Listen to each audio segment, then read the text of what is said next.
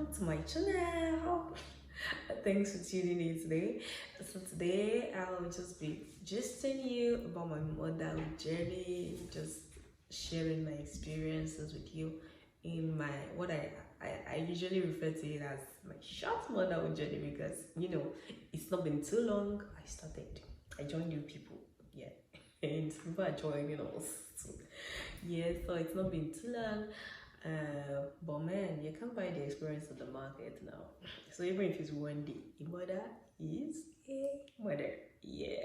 So let me write like everyone should have party with, But yeah, you agree with me that the motherhood is a beautiful, beautiful journey, but it is not a walk in the park. It is work. It is what? Real work. Real work, yeah. So I just feel like, okay, let me gist you guys, let me share my experiences with you. Emphasis on my experience. So I don't expect that it's going to be, the same with Mrs. B or Mrs. C or Mrs. D. This is my experience, okay? So yeah, I think before I experienced this whole motherhood thing, I had expectations, basically, but man, it don't wound me.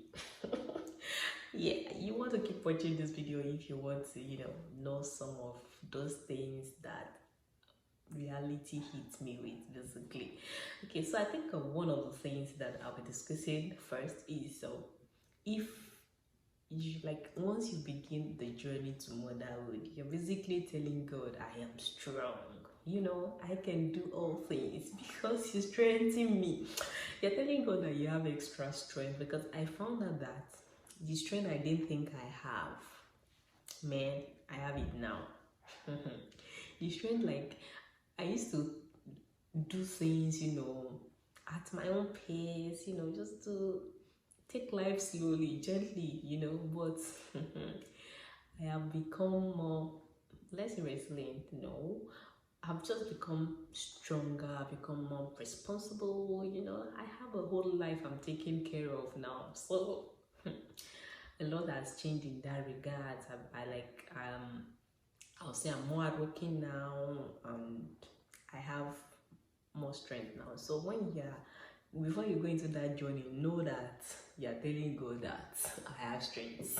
The moment you're pregnant, you're telling God that you have strength, my sister. So think about it. Think about it before you, go ahead. Yeah. Another thing that hits me is the fact that especially after postpartum, after delivery, basically, I had this sense of loneliness. I don't know if it was only me, I always knew that I would have people around me, and I did. I had a lot of beautiful people around me. My moms, 2 moms, yeah, mother-in-law, my mom, my sister-in-law. I had a lot of people, beautiful people, kind people around me they were helping me out. So I wasn't alone, but I still had this feeling of loneliness. I don't know if it's for everybody. You should share with me your experience if you felt the same way. But I just felt like that loneliness, I don't know, maybe it's because there are particular things these people cannot do for you, even if they are around you. They can't breastfeed your baby for you. It just I want to think it's like a form of exhaustion, like you are exhausted, basically. Maybe you are exhausted. I'll put it that way. So sometimes I just feel that kind of loneliness, even though I had a lot of people around me. I didn't expect that, but it happened. Yeah. Another thing I realized was I started putting somebody first before me. It was me first though, all my life. It's not as if I didn't value people. It wasn't like if I wasn't, going to an extent to go to any length to, for the people that I love. But in this case, it is different. You just find yourself doing it.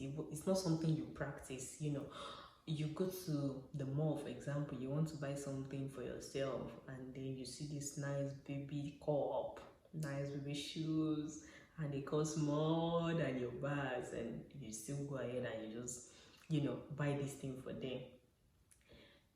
It's just pure love. Like, it's not, I knew that, okay, this child is going to be special, I will love this child, but I didn't know that it was going to be, to that level. Yeah, so I found myself being able to give anything, being able to, sacrifice some of my, money to buy stuff for this child. Also, another thing I was expecting was when I give birth, after I give birth, I'm going to, have that weight that I've always looked forward to. I did, become that big, have that mommy kind of vibes. I did have it when I had my baby. For a few months, I had the baby, that kind of baby weight, the one that baby gives you.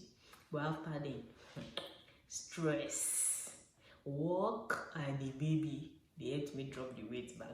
I met somebody a few weeks ago that was saying that babies help you keep in shape, because at the end of the day you keep running after them, and then you don't even need to eat the gym, they will help you.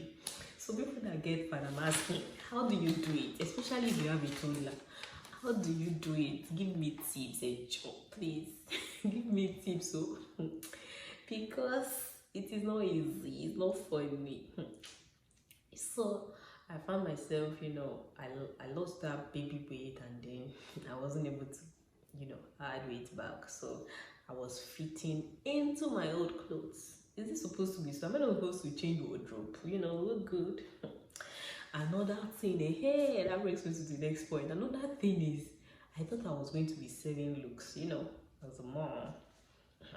All those things we used to see on social media now. I don't know how those people do it, though. I don't know whether it's for the gram, but I thought I was going to be selling looks. If you know me before, like, there was a particular time in my life where I couldn't go out without making up. It was steady. I had to make up, and now, like, I can count. Okay, I think I made up to church maybe last week, but it doesn't happen always. It happens only once in a while, and that once in a while I have to be deliberate. I have to be intentional about it. If not, it's not going to happen. It's not gonna happen, because before you take care of that little woman that you have in your life, before you take care of yourself and all that stuff, well, you'll be lucky if you're even looking good in your clothes. You better thank God if you're looking good in your clothes and in your hair. Thank God. Men, I learned to stop judging, because when I was growing up, if I see somebody that just had maybe 2 kids or 3 kids, and I would just be like, is it because this person had 2 kids or 3 kids? Is that why she's looking like this? Why is she not? I would expect them to still be on top of their game. My dear, it's not easy to keep up. Keeping up is difficult. It's hard work. I am telling you. And for people that do it, people that have the strength, kudos to you people. You need to give me tips, but I've learned to stop judging people. If you are not wearing these shoes, my dear, if you are not wearing these shoes, do not judge. At the end of the day, just leave that until let them be looking the way they are looking, because they are the only ones that can tell you what. I'm not saying look dirty or anything, but because if you just see that this person is no longer selling looks, find out. Just gonna stay with the person for a day or so in their houses and find out why. Yeah, so, and any day I even manage to make up, you will see my child touching my face, touching my lips, dragging my head. It's a lot of work, so you have to deal with keeping the makeup and keeping their hands off your faces. I don't know if it happens to everyone, but that's my own reality, basically. Also, if you say that you're Nigerian mom, that you're African mother, you end up becoming like them when you have a child. You end up becoming that protective mother, spiritual mother. You see that prayer that your mother was praying for you. You will now know that you have the strength to do that for your child. You just be seeing if somebody says something negative about your child, you find yourself doing, God forbid, those things that our mothers used to do now, oh, my mother is not. I think one recently too, I saw something on the internet about, something written on the on the baby's clothes, and I don't know, it was trending something, and then the mother was like, God forbid, and threw the clothes away. You will find yourself doing something like that. It may not be as extreme as our mothers, but you just find yourself, you will do some things and you'll be like, Mama, we shaking it, and I'm doing it again. And you didn't used to like your mother for those things. But yeah, somehow you find yourself becoming more spiritual. You have to pray over this child. Now this child has to turn out good. So I didn't expect that, but it's happening. You find yourself just speaking over the lives of these beautiful ones. Yeah. And then I also read recently, sorry, I'm seeing a lot of that the P in parenting is for patience. Yeah, you are gonna need a lot of patience. You're gonna need it. Go and learn it. If you don't learn it yet, like if you haven't learned it, you should learn it, because you know what frustration is. Sometimes these children, sometimes you just want to rent them out. You're like child for rent, baby for rent, come and rent them out for like 1 week, but you can't still do without them anyhow you want to do it. So my dear, you are going to need a lot of patience, because if a 10-month-old, for example, does something, where do you want to start beating from? Is it from the neck, or from the head, or from where? You don't even know where to start beating from. So you have to learn a lot of patience. And that also brings me, I was saying the other time, like if you're not wearing the shoes, don't just. I used to like, if I see a child misbehave in public, or do anything funny, I'll be like, that can be my child. All those things. Put this in your pocket. Wait till you with your tongue first. Don't judge. Do not judge, because you experience a lot of things, and maybe you're going to beat this child like 10 times a day. Please, how are you gonna do? You just have to be patient. So you will need a lot of it. I'm more patient than I used to be. My people can testify. People close to me can testify. I'm more patient than I ever was in my whole life, because I am a mother. Yeah, that's one of the features of being a mother.